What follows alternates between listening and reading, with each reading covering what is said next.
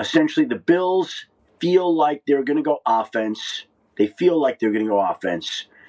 And it feels like Davis Webb, Brian Daboll, Joe Brady, Grant Udinski. But I would think that we would have all these head coaching jobs filled this week, probably sooner rather than later. I wouldn't be surprised if by Wednesday there are no openings left.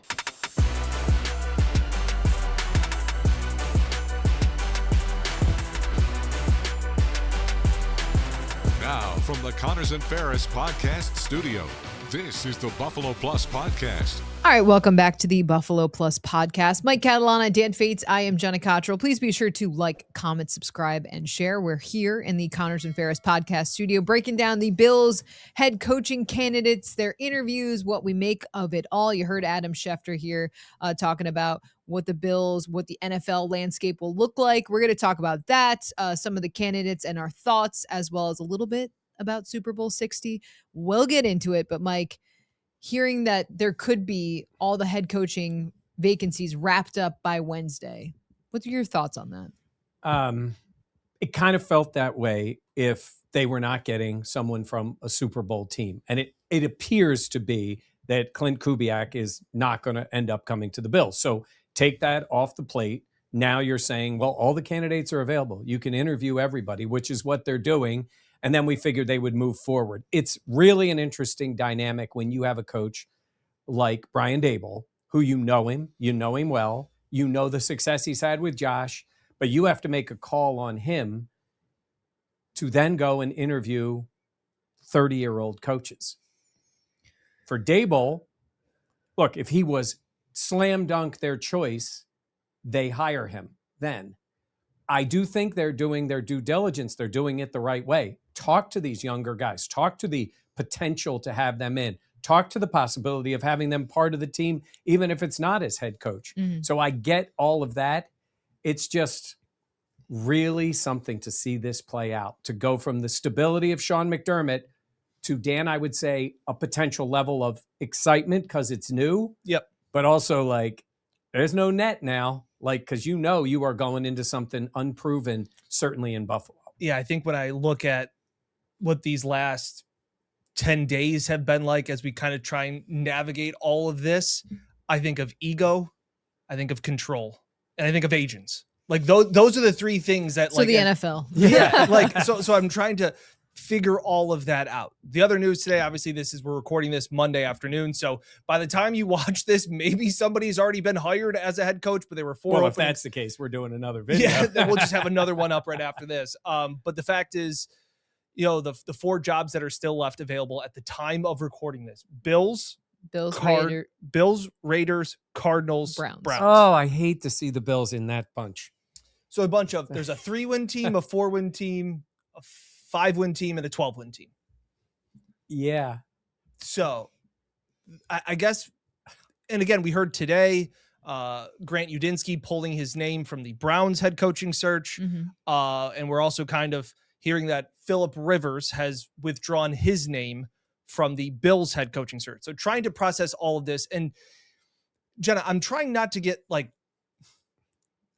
too worked up about just the people they brought in. I feel like there was some excitement and also like really Phillip Rivers, like bringing him in for a head coach. I think that they are doing their due diligence. They said it was an open search. They said they would look young, old, no experience, head coaching experience, offense, defense. They've done all of that. They brought in the Anthonys. They brought in all of these guys. And so like, I do give the Bills a like lot they're of a group, like yes. a singing band. Well, I thought Fridays was the Anthonys. Like it was two former Bills coaches. Yes. I forgot that he was with Marone's defensive line. So it's, and the one thing also I want to clear up, because obviously as we were watching, we will talk about the Super Bowl at the end of this pod, but like the excitement. And I think there were a lot of people that when the Broncos lost, it was like, oh, now the Bills will get to talk to Davis Webb, because that was a name that they have been constantly linked to and wanting to. And then it was, you were hoping possibly Seattle would lose so that you could talk to Clint Kubiak. Schefter is kind of saying that Kubiak to the Raiders makes a whole lot of sense. They talked about the personnel control that he would like, as well as the salary cap, have the first overall pick, all of those things. And yes, we talked about the fact that you wouldn't be able to talk to him until after the Super Bowl, right? agents, and more agents is all I'll say, because Gannon was hired after the Eagles won the Super Bowl on Tuesday. Like, so there are. Well, they also lost a draft pick because they got caught for tampering. But at that point, they were happy to get their coach. Correct. At some point, it's like worth it. By the way, they can talk to the agent. Correct. Yeah, it's about taking the time away from the coach himself. Correct. But Jenna, now they're in this spot where it looks like something's going to happen, like very, very soon. Imminently? I would think so. Right? I would imagine. I mean, it's Monday. Wednesday is a couple days away. The names that we really are hearing over and over again, obviously Brian Daboll, but then Grant Udinski from Jacksonville, and then Davis Webb. And when you look at the three candidates, it jumps out that Brian Daboll has as much experience as he does. He's also older. Like Grant Udinski and Davis Webb they are young. They are very, very young. I love when you have to say they're young. They are younger than Dan and I, which is considerably younger than you two. They are just okay. Jenna was talking. Hey, believe me, I'm double their ages. I would say considerably younger. Circle of trust. Before we got in here to record, Jenna goes, I am not ready to have a Bills head coach be younger than us. Yeah, that's crazy. Full stop. So if I can say that. So when the Bills hired coaches, like Rex was older than me. Doug Marrone might have been a little older than me when they hired those guys. Then when they hired Sean, I was like, okay, that's done. That's done. But this is really exceptional to think about 30-year-old head coaches. If Grant Udinski is hired, he would be the youngest NFL head coach. He would replace Sean McVay, who at the time was that in the NFL. So let's talk about. Sorry, dang it. It's fine. Go ahead. I'm sorry. No, it's okay. I hate when people interrupt. It's crazy. So I want to talk about the last podcast. Someone was like, "Wow, Jenna has a lot to say." It's like, yeah. When one of you isn't here, I can talk. Keep going. No, it's fine. I lose my train of thought when I get interrupted sometimes. It's got to power through. You just got to power through whenever Mike or somebody starts to talk. Hold on. Don't stray me here. Yeah. You did it. Because I want to talk about Grant Udinski a little bit more in depth. And I mean that because there is the thought, and Schefter was kind of talking about it, about the Bills leaning to go offensive. Okay, great. You change from Sean, even though I will say both head coaches in the Super Bowl, defensive-minded guys. But besides that, there is Grant Udinski did not call plays. Now, he called some plays. I think we were talking to the fact that he calls red zone. No, I think, yeah. Yeah, so called some red zone plays, and the Jags improved in red zone efficiency when he got there. So, but like the Nate Shieldhouse as well as Davis Webb, guys that have not called plays before. Sean Payton calls the plays. It's the same reason why Matt Nagy got hired as a head coach, but Matt Nagy in Kansas City never called plays. So there is, I guess that's where I have a little bit of apprehension. It was the same way I had apprehension when Ken Dorsey was hired as the offensive coordinator, or, replaced Brian Daboll, because he had never called plays before. And I think that's a big thing, in that if you're going to, in my opinion, if you're going to bring in an offensive-minded guy, he's going to call plays. I mean, I just don't see Grant Udinski getting hired and then passing that massive chip on to somebody else, because it's his livelihood. And I just think that he'd be calling the plays. Now, I wonder, and I'm curious, Mike, your thoughts, because Brandon Beane said at the press conference this past Wednesday that this would be a CEO type of job. So I agree with you. I do think that if you're going to have this new guy come in, offensive-minded guy, you would hope, considering kind of like the pendulum swing to the other side, you would want him to have the offense, him to be the one calling plays. Right.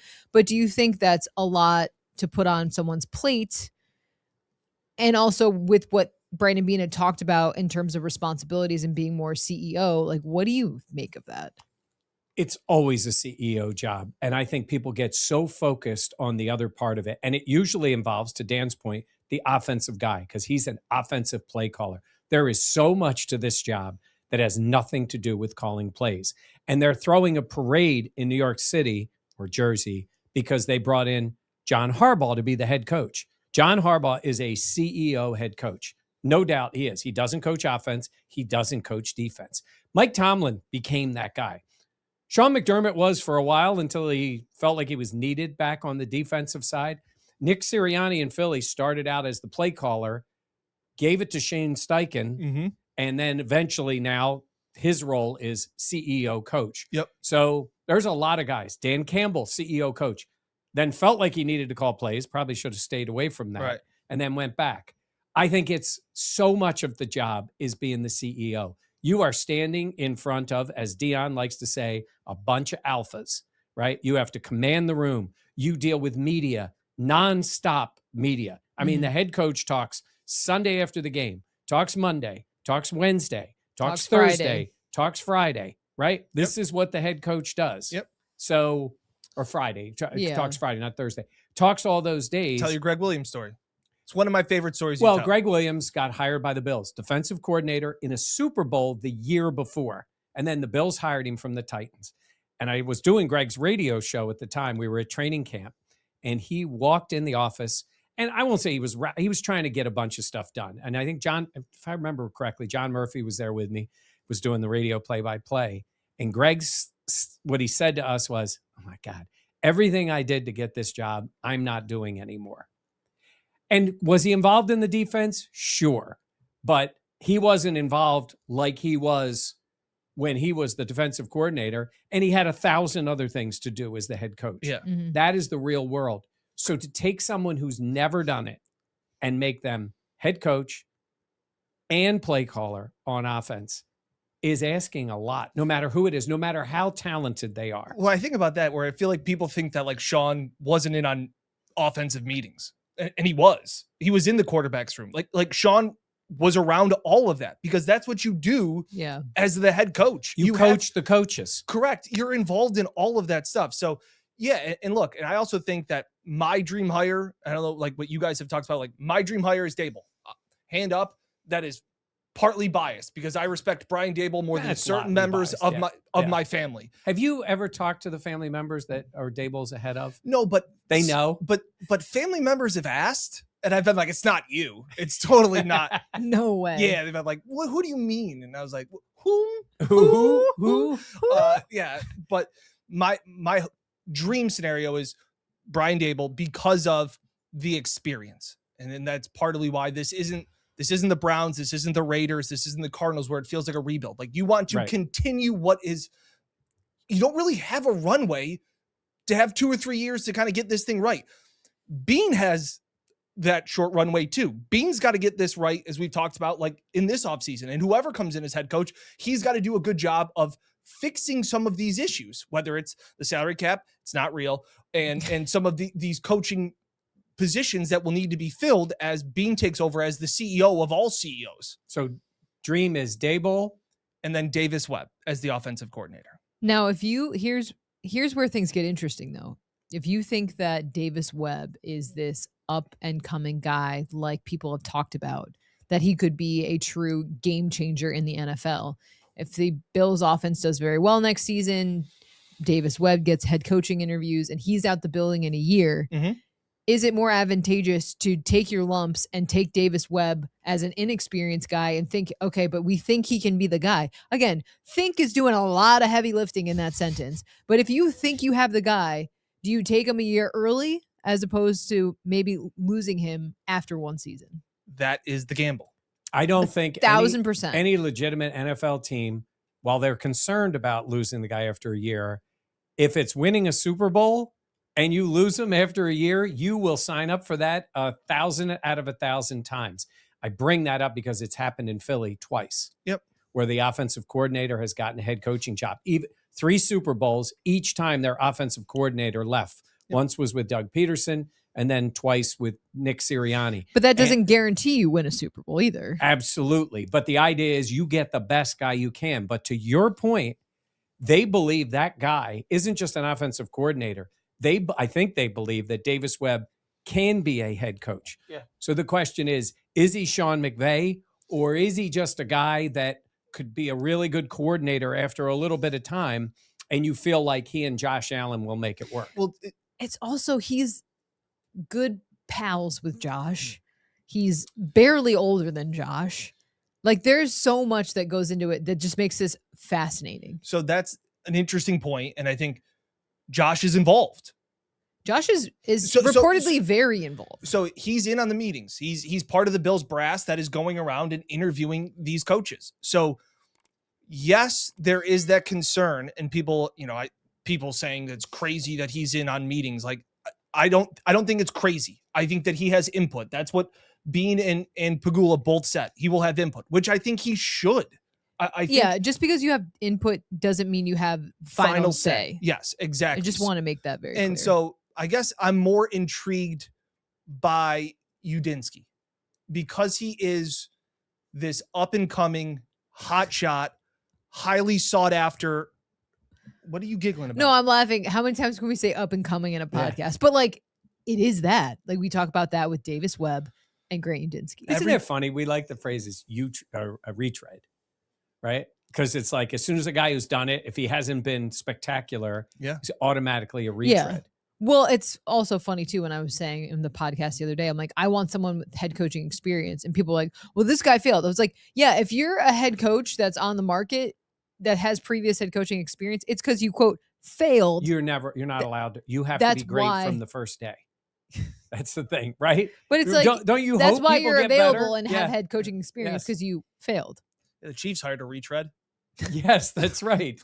By the way, the Broncos hired a retread as their head coach, right? I mean, granted, there's retreads who've had success and then not. There's retreads who we know personally with Brian Daboll that he has learned and admitted his mistakes. He knows where he has failed.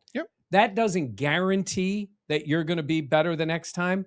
But man, it certainly shortens the path of being better when you are self-realizing things I need to do better, should have done better. Yeah. And now when you get another opportunity, you're different at it. The magnitude of that seat, as we talked about, to be the CEO is something that you think you may know, but you don't know what you don't know. And I think about that. And that's part of why I liked Joe Brady as offensive coordinator, because he had failed with the Saints. Again, you can talk about circumstances, you can talk about the organization, but like, I remember when like Joe still is here, but like when he was talking about it, was like learning from where he failed and the knowledge that you get. Sean talks about it, the scars, and that's how you grow and get better. So you're right. This moniker of a retread comes as like a scarlet letter. And sometimes it's, hey, I'm going to do better my second time around. Jenna, it's also there's something kind of exciting to go with the candidate who has no scars. There's nothing negative about them. It is all like, wow, this guy wowed them. He blew them away. He's all those things. Has anybody had a bad interview? Those you just hear. Usually I guess Bieniemy's the only one that we heard was like bad head coaching jobs. I think he went into it a little. I also heard years ago that was Charlie Weiss at Notre Dame. And they wanted him so badly. They brought him back again, and he ended up going to Notre Dame. Charlie Weiss Sr. that we're talking about here. But I also look at this and say, I wonder if Brandon Beane and Terry Pegula want to really take a big swing. And you have Josh Allen. You have the unicorn of a quarterback. It is so rare to have a guy with this ability at the prime of his career and a head coaching opening. I mean, it would be as if, forget the injury, but like if all of a sudden Andy Reid said, I'm retiring, and there was nobody going to take that job, and it was wide open. To get to coach Mahomes still in his prime, like, come on, that just doesn't happen very often, that person is free and out there.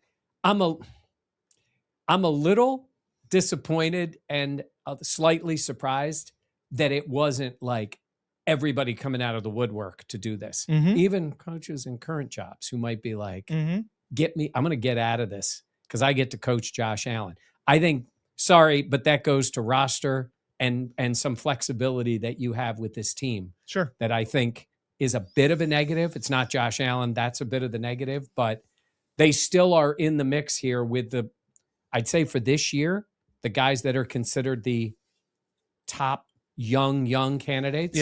That's two of the ones they're talking to right now. And so that's where I keep going back to Udinski, and I keep thinking that if the Bills want to take, like you said, that big swing, it is sink or swim.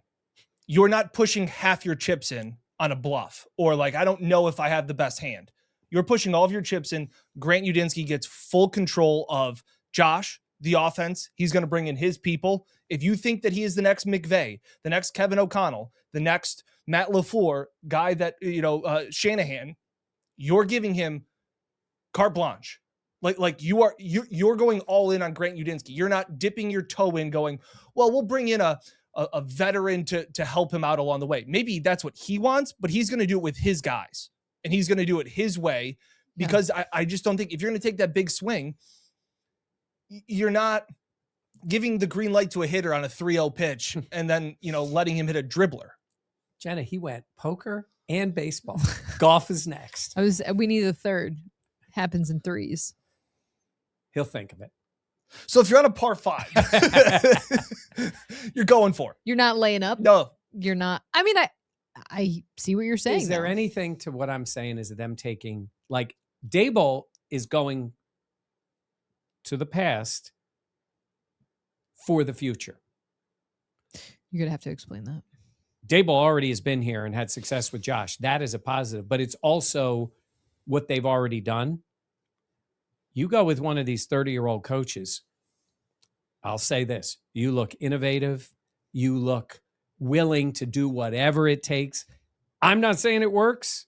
I'm saying is now it is fully the choice of Brandon Beane and Terry Pegula if you say Grant Udinski is going to be our head coach, because they had no connection with him if they pick him. Right. Mm-hmm. And that's where I guess I also wonder too, like, where and how much is the Josh input? Because Webb, Daboll, Brady, Josh is all familiar all with. Connections. There's all connections. Udinski, there is no connections. There is no ties. He was in Minnesota with Kevin O'Connell. And then obviously he's been with Liam Cohen. So that's where I wonder. He is a good talker. What do you think of Josh being in the meetings?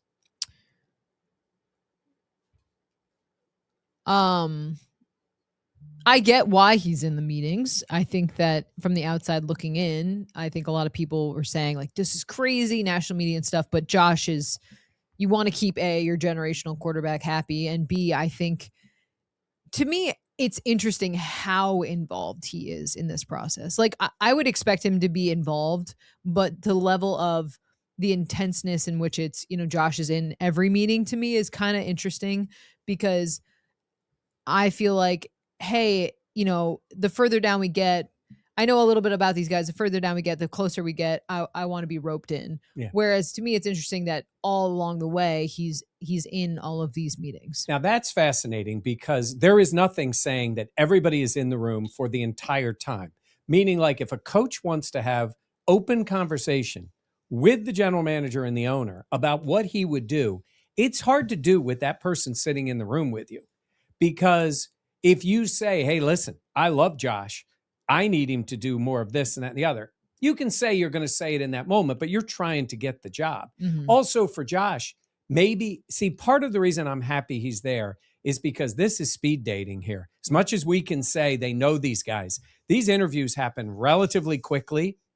What are you laughing? No, Valentine's Day is coming up. Yes. So it kind of is like where you're sitting there going, okay, we have this time with him. And it's a bit like musical chairs too. It is. So you're flying the jet in, you're going to LA, you're going to Miami or to Florida, wherever they are, and they're meeting with these people. So you bring them in, and it's like, there is, to me, nothing wrong with saying, maybe, I don't know, we could find out. Maybe they'll tell us, but maybe it is Beane and Pegula and Brian Gaine or whoever's there in the beginning.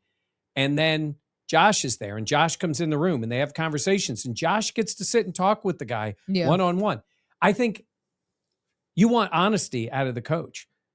That being said, I don't know if this group has accepted honesty at times, but I would want my future head coach to be honest with me about what I think of the roster, what I think of Josh. We know how great Josh is, but a coach may come in and say, there's things, this is what I would want to do. How is Josh with this? How is Josh with that? Yeah. It's a lot harder to do when your franchise quarterback is sitting right next to everybody and you're talking about him while he's right there. 1,000%. I think if you want that honest dialogue, maybe that's the way they do it. But my only point is, you don't have 3 weeks to sit and talk to him and go through 9 interviews. It's going to happen quickly. This is also a level of control that I think is more than I would expect Josh Allen to have. Josh Allen, I feel like, loves to be like one of the guys, and obviously he is not that, but he is so actively involved in this, and there's such a level of him having an imprint on this search. To me, that is something worth noting, because that to me says, A, he is the cornerstone of this franchise, but also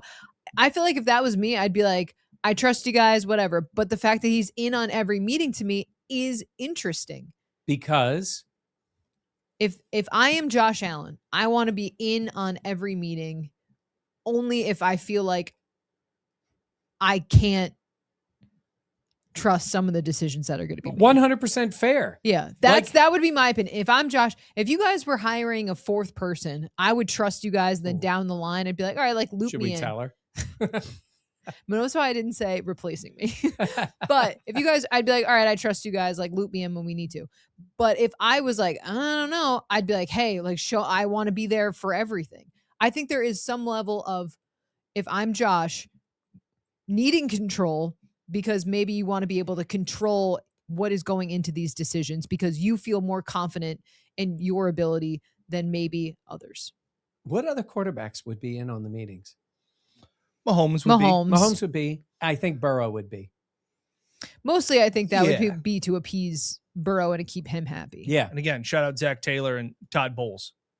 Just want to throw that out there. How they hung in there, how they held in there. When every coach is getting fired. Yeah. Todd Bowles tried. Guys with a lot of success. Yeah. Todd Bowles was like, my team stinks and they quit. Yeah. You're coming back. Like I'd want Baker in those meetings. I don't know if Baker gets there.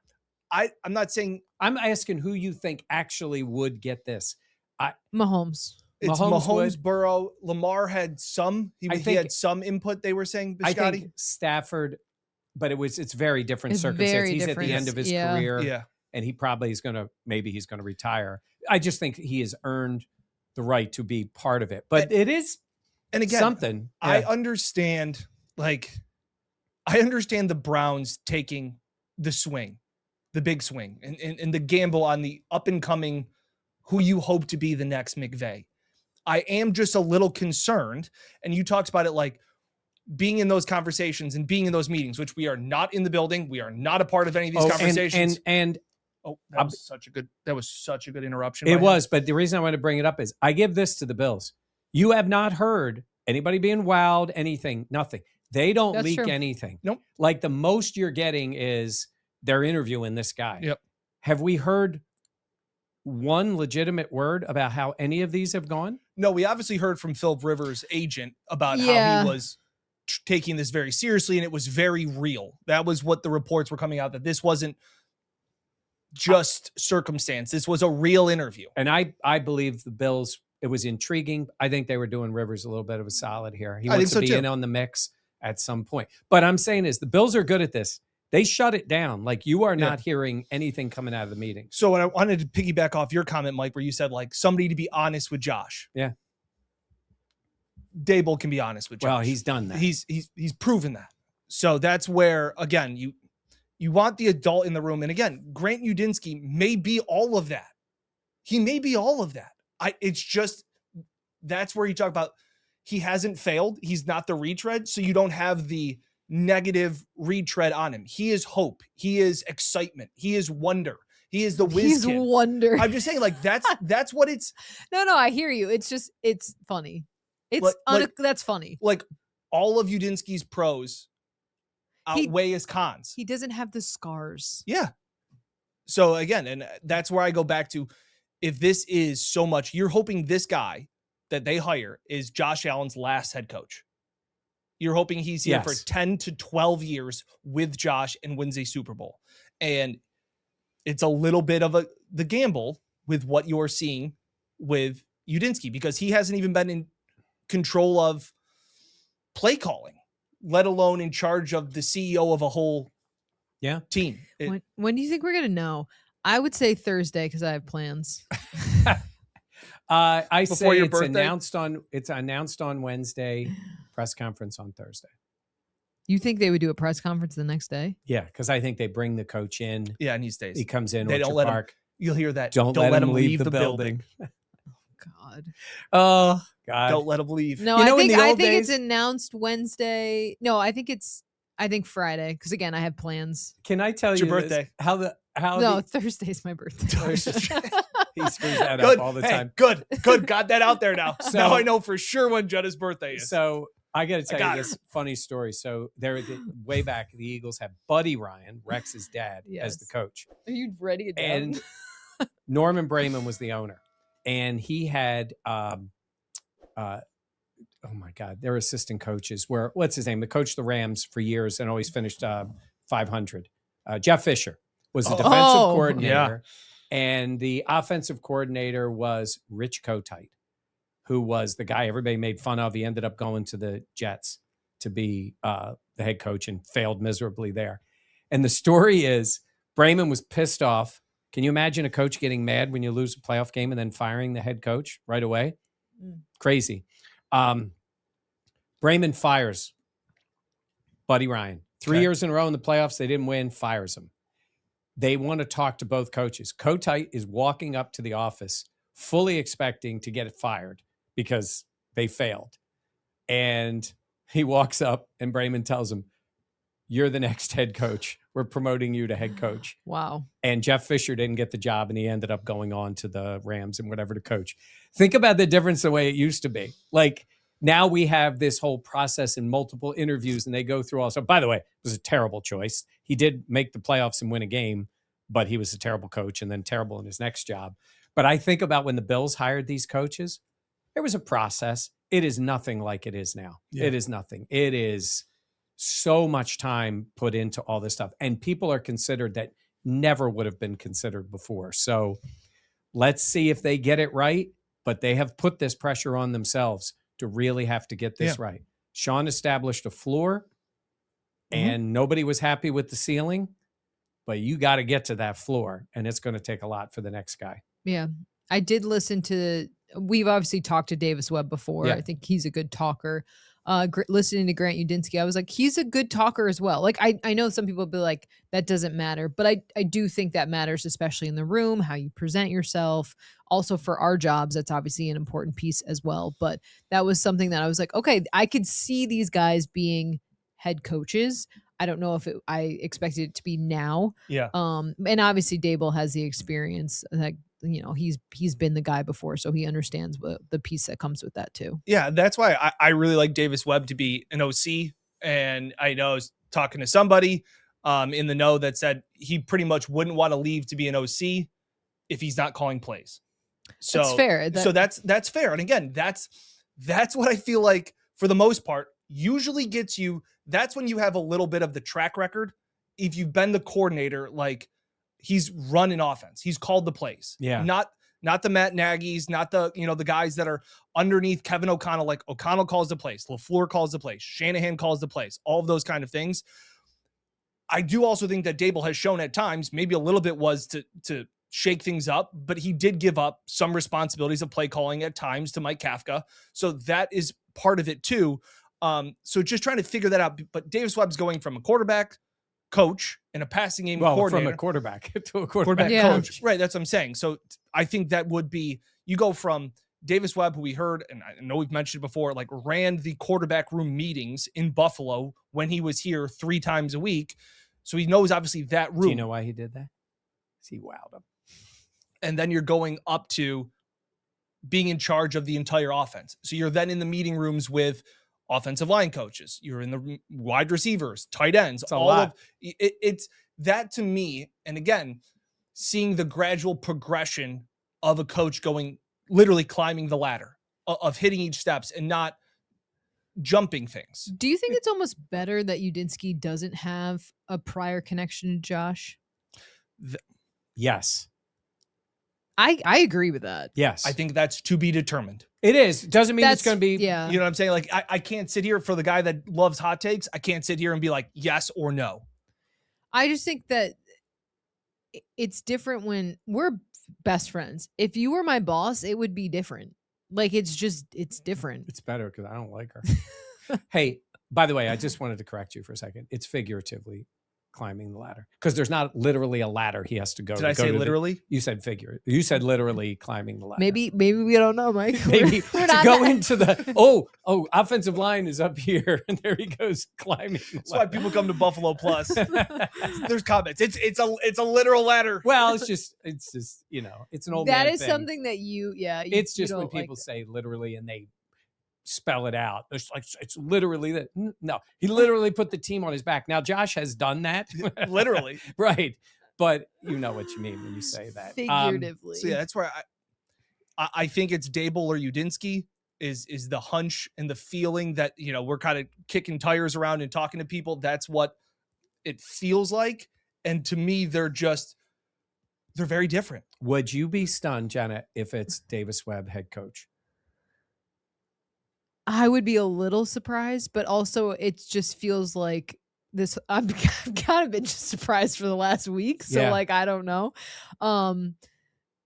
You would be surprised. I wouldn't. I feel like it's going to come down to those three. It's Udinski, Daboll, and Webb. So I'm. They're not afraid to take a big swing. Look, if you wanted the safe, he's been with them, whatever, you could have elevated Joe Brady. That never seemed to be in the mix. Yeah. These other teams wanted to talk to him a lot. But in terms of working with Josh and then having more responsibility, I just don't know if in the building he was thought of as a head coach. What do you think of the odds, Dan? If you could break down the odds, Uncle Dan. Who would you be most surprised by? I think. Who would you be most break down your thought process? I would say 50% Daboll. Is that being surprised by Daboll? Level of surprise. No, what is, you're right, more likely, I guess. But then again, the whole thing surprised everybody. Yeah. I just have a feeling they are going to take a big swing. Daboll is the reason I say safest choice, because he has had coaching experience and he has had a lot of success actually calling plays and working with Josh. I don't know if Brian Daboll wants to come and give away the keys to anybody else to call plays for Josh Allen. Totally I know fair. what Dan is saying about Davis Webb. That's a tough place to go if you're Davis Webb, as much as he knows Daboll. Daboll wants to coach Josh again. Mm-hmm. That's my belief, that he wants to coach Josh again. That means calling the plays for your quarterback. I think that's what he wants to do. I just have had this feeling since this has gone this way, they are taking a big swing. And it could very well be they interviewed Webb. Phillip Rivers. So right. I have updated odds. What do you got? And again, these are all. I really want us to be recording when they announce. Yeah, this, Kalshi and all those poly. I just learned about Kalshi. By the way. So this is from Bet Online AG. Updated odds. This is as of this morning, 11 a.m. Brian Daboll's plus 150. Davis Webb is plus 160. Kubiak is plus 350.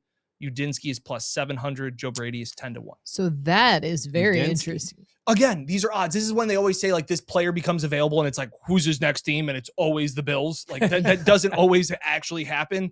I think it's, and when you ask Udinski or Daboll, it is fascinating to me because of they just seem like two completely different routes. So you're going with Josh in familiarity and Josh's experience guy, in that, and you're going to Udinski, who has the unknown. Even if you want to say that Daboll's knownness and those scars that we've talked about is a negative, you at least know what they are. And we kind of joked around at times with Sean over the past few years. The devil you know is sometimes better than the devil you don't.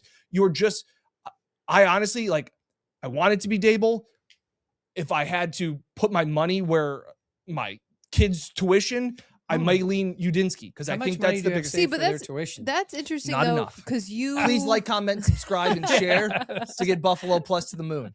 But you're not even entertaining. Feels like Davis Webb. No, really? Why? To me, Davis Webb feels a little bit.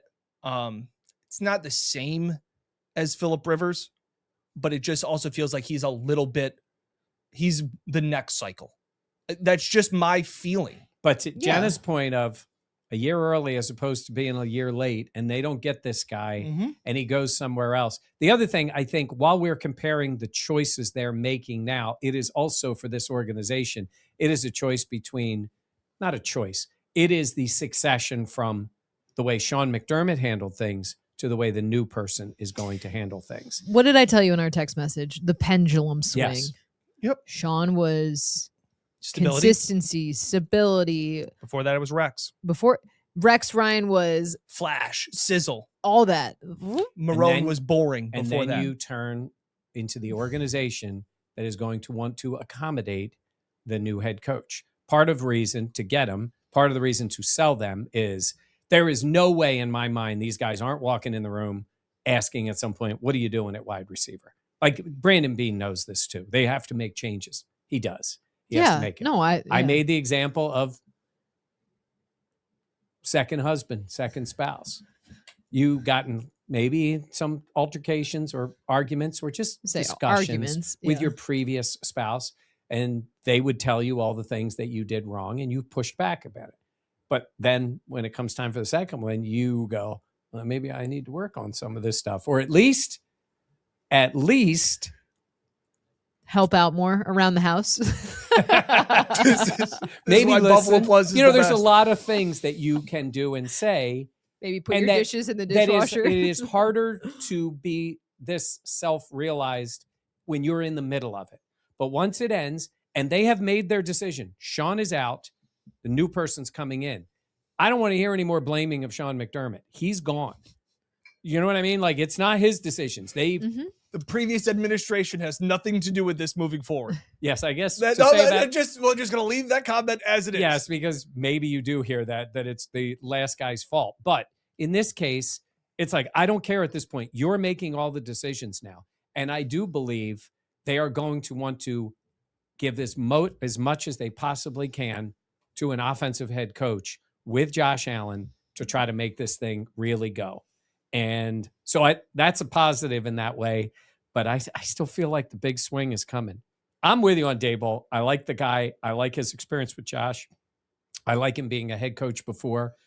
But you can also say, coming off the Giants experience, replacing a guy who was in the second round of the playoffs every year is something to do. Yep. And people are critical of Mike McCarthy getting a job in Pittsburgh. I was. Right, but Mike McCarthy's made the playoffs a bunch of times and in his history has won a Super Bowl. So that's the only thing I would say. Mike McCarthy. I think you guys are a little too critical of him because offensively, I think he's a good coach. I think he's a good offensive coach. That's fine. Offensively, good coach. Overall head coach, I don't agree. I don't 36 and 15 in 3 years in Dallas. He doesn't have a quarterback. Yeah. It was a very funny tweet that I sent the group that it felt like Mike McCarthy was moving on from Mike Tomlin. Was like, you crapped your pants and changed your shirt. It's such a... Do we have any time to talk about the Super Bowl? I wanted to waste as much time as possible so we didn't have to talk about the Super Bowl. So gross. Hey, I'm glad that Diggs stepped up in the championship game. 17 yards, 17 yards. Look, congrats to Steph. Oh, he got to the Super Bowl. The slouch is back, people. The slouch is back. And I even framed it up looser because I thought that you would, there you go. Congrats to Steph. You sat here and you're like, wow, this is hard. It is hard to say. Jenna interrupted me, but not by talking to me. She was talking to Dan. Yeah. Okay, Steph, hold on. 1 to 8 billion. Well, it's great. You're gaining. They did make the Super Bowl. Now, that game, they had virtually no offense. Give the Patriots credit. They have figured out a way to get there. I do believe there's a lot of teams with that path that would have made it. The other teams didn't have that path. That was the path that they earned with their record, and they got breaks, massive breaks, but they made the Super Bowl. So congrats to them. But I'm not a hater. Hey, by the way, I didn't want them to win. I don't want them to win now. That's right. But at the same time, it's a little funny. It was like CJ Stroud going off the field when they beat Pittsburgh, yelling at the fans. I'm like, dude, you nearly single-handedly put Pittsburgh in the second round. And then he went out and actually did it for New England. There's times not to talk. Steph talking about people doubted me after a 17-yard championship game. I mean, that's fine. He got there. But yeah. And Drake May, I think can play much better. Yes. He has not exactly lit it up in the 3 games, but congrats to him because he found a way on the ground. Their defense played really well. Their defense is very good. Yeah, their defense was really good. Yeah. It's a little bit like... But they scored, 19 points a game? There were a couple of passes that Stiddy threw that I was like, is he throwing with the wrong hand? And you know what? Love Dan Orlovsky. He actually apologized because originally he said that when the Patriots beat the Texans, he said that 31 other quarterbacks would have won that game. And he's like, that was too harsh to say. That is pretty harsh. 100%. Yeah. We'll also say, I think there were a number of other quarterbacks that would have won that game for the Broncos against the Patriots. Yeah. It is just unbelievable the luck that they have had to get to this point. Yeah, it has all broken their way. It truly That being has. said, they have found ways to win the games. That was an ugly game, and the weather came in. Pro Football Talk wants them at neutral sites. They blocked me, so I can't answer them back. But come on, we're not doing neutral sites. There's a neutral site Super Bowl. It's home games in the championship. So I know that you play the game. That's why they'll end up playing the game. I couldn't jump on Seattle -3.5 fast enough. It is already up to 4.5. And again, the Patriots seem to always find all their Super Bowls have been wacky and insane and instant classic games. I just think that really is true. They've rarely had a game that wasn't insane. I mean, outside of them losing to Tampa, right? That was the game. No, I'm sorry. That was the Patriots. That was Mahomes. What am I saying? Losing. They won. Lost the 2 crazy ones to the Giants. They lost the wild game to the Eagles. They beat the Panthers on a field goal at the end. They beat the Rams at a field goal at the end. They beat the Eagles by a field goal. Like, all their games have been that way in the Super Bowl. And then obviously the Seattle one with the interception. Yeah. Malcolm Butler. But yeah, should be fun for 2 weeks. Jenna? Watching that game, it was the AFC Championship. I was just like, it was just boring. Then the weather got bad, and then it was like just the weather someone made it less boring. a play. Yeah, because the offense was bad before the weather was there. Well, yeah. I mean, it really was. He did think early. I think he looked back and probably should have kicked that field goal to go up 10-0. Yeah. But I think at the moment, with the way the weather was, he was thinking, I get it. We're going to need more points. It was 4th and 1. I get it. But man, that's tough. Stidham, when he made that one throw, it was like, okay. Yeah. The rest of the time, I mean, dude, he threw up all over himself on that pass rush that ended up, and it was a fumble. That was definitely a fumble. But and for the Bills fans, you got then to listen to Tom Brady for 3 hours and also see a catch. Guy hits the ground, call the catch again. You're going to get that every game. They reviewed every play for like 19 minutes. And Gene Steratore agreed with everything. Everything. He agreed with the call of it being an incomplete pass. And then they changed it. He's like, you're right, totally. Like, if there was any question that you had of how those guys carry water for the league, it was on full display on Sunday. I actually had one quick thought, but even though we're late here, I wanted to mention it to you. I think they'd almost be better having somebody on the game, part of the broadcast, even if they're not in the booth, like Pro Football Doc is, like an injury person, more so than the rules guys, because the rules guys add nothing. The injury doctors, like sometimes it'd be like, I watch the replay of it. I don't think he's coming back in the game. That would be more information than just hearing an official go, yeah, it's a good call, Jim. You know, way to go. I actually do like they that. add nothing. I thought Brady was good. Brady's getting better in the booth. Yay. He's just so likable. Yes, he is. Every man. And then you got Gronk at halftime. It's like you got Patriots out on that day. But don't worry, they won't talk about it much in the Super Bowl. I think the Patriots win the Super Bowl. I just think that they've been so lucky. It just feels like I'm mentally preparing myself for that. Sam Darnold, now that abdomen, he's going to be like, he woke up this morning oblique. He can't move. Clint Kubiak was in his bag. Yes. Yes. But seeing JSN and Puka Nacua make big plays in big moments.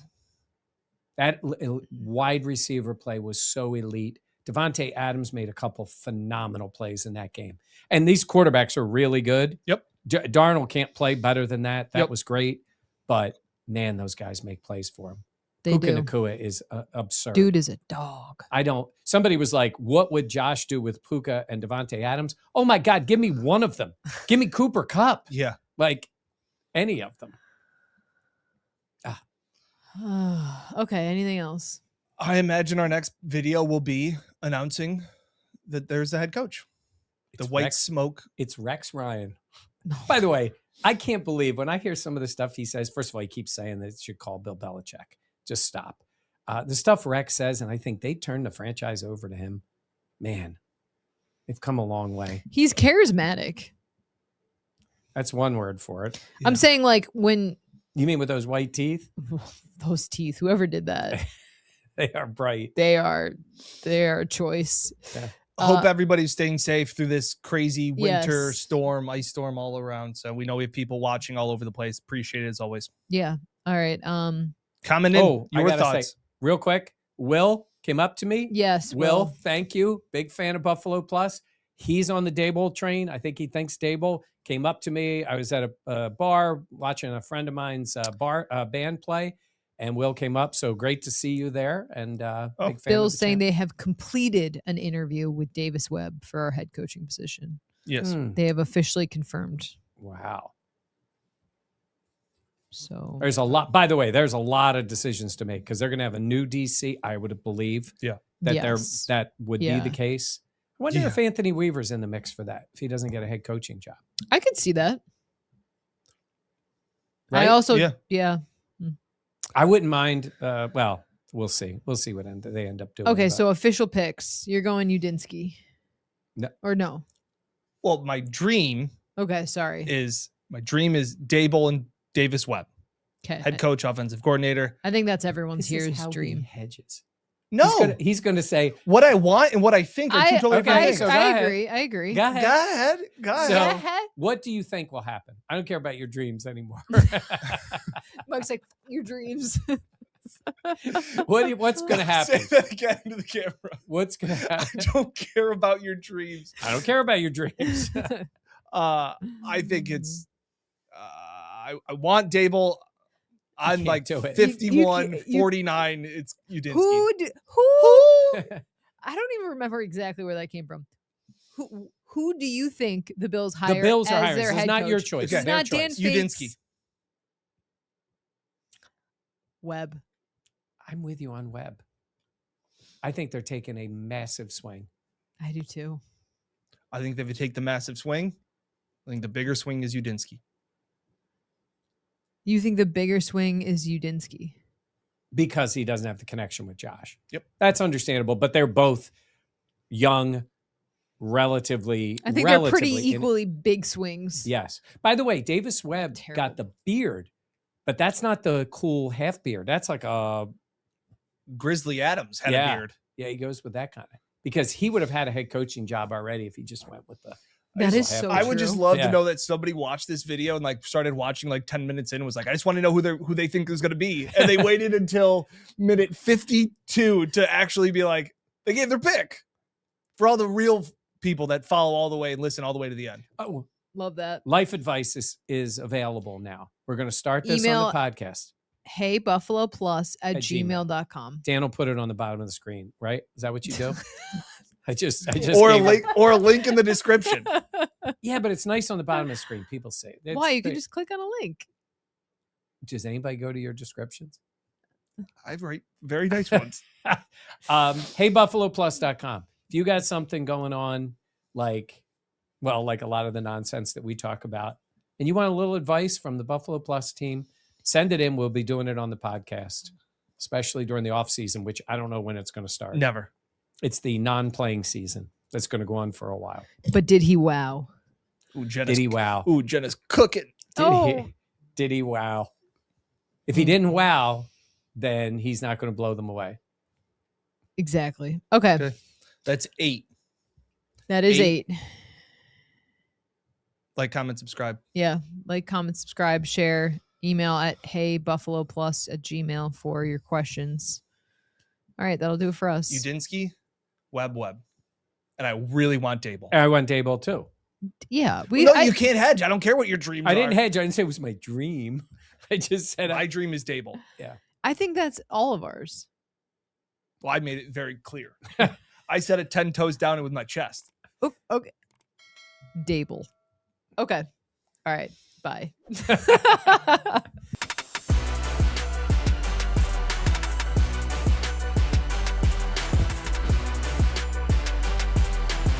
Now, from the Connors and Ferris podcast studio, this is the Buffalo Plus podcast.